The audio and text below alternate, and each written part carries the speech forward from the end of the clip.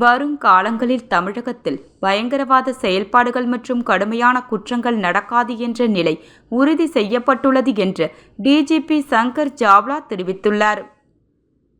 கடந்த சில மாதங்களாக ஆபரேஷன் அகழி மேற்கொள்ளப்பட்டது. கோவை மாநகர போலீசாருடன் ஆந்திரா, கர்நாடகா மற்றும் மத்திய அமைப்புகளுடன் இணைந்து நீண்ட நாள் தேடப்பட்டு வந்த 3 குற்றவாளிகள் கைது செய்யப்பட்டுள்ளனர்.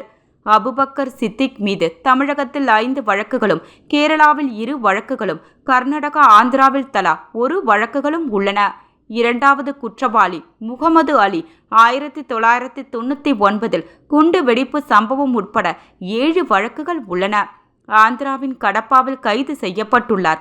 மூன்றாவது டெய்லர் ராஜா 1996 இருந்து 4 வழக்குகள் தொடர்புடையவன்.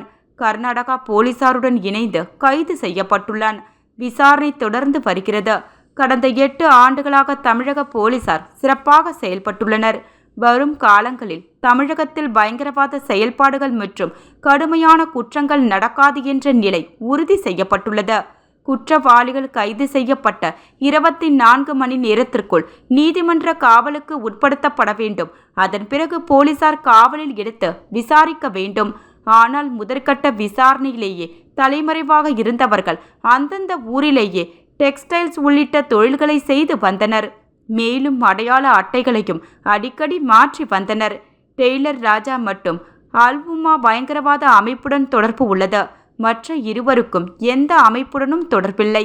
இந்த வழக்கில் தொடர்புடைய பெரும்பாலான குற்றவாளிகள் கைது செய்யப்பட்டு விட்டனர்.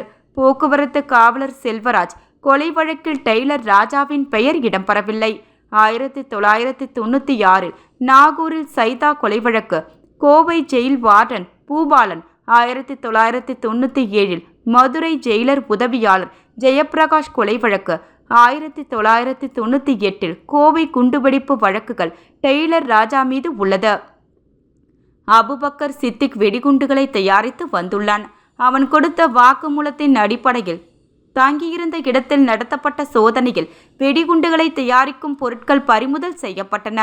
ஒரு வழக்கில் 150 அல்லது 160 குற்றவாளிகள் இருக்கும் போது 2 அல்லது 3 பேர் ரொம்ப நாள் தலைமறைவாக இருந்தாலும் அது வெற்றிகரமான ஆபரேஷன் தான். அதுபோல் ஒரு வழக்கில் தொடர்புடைய 150 பேரும் தலைமறைவாக இருந்தால்தான் அந்த வழக்கில் தோல்வியடைந்து விட்டதாக அர்த்தம். இவ்வாறு அவர் கூறினார்.